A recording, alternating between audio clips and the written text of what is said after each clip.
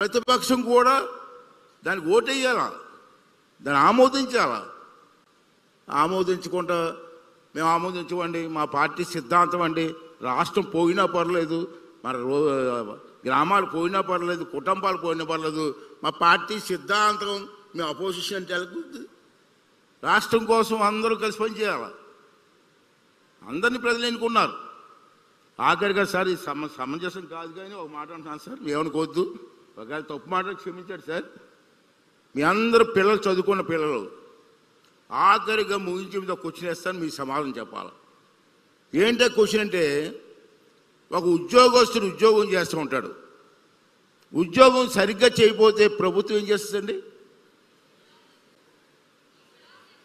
Job తీసేస్తారు కదా, salary ఉండదు, జాబ్ ఉండదు.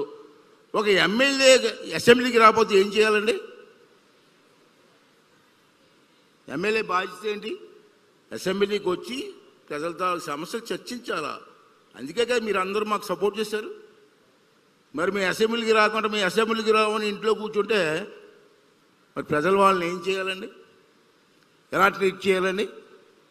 చదువుకున్న పిల్లలు మీరు ఆలోచించి సమాధానం చెప్పండి. ఉద్యోగస్తులు ఉద్యోగం పోతే జీతం ఇస్తారా? మరి ఎమ్మెల్యే అసెంబ్లీకి రాకపోతే జీతం ఎందుకు తీసుకోవాలా?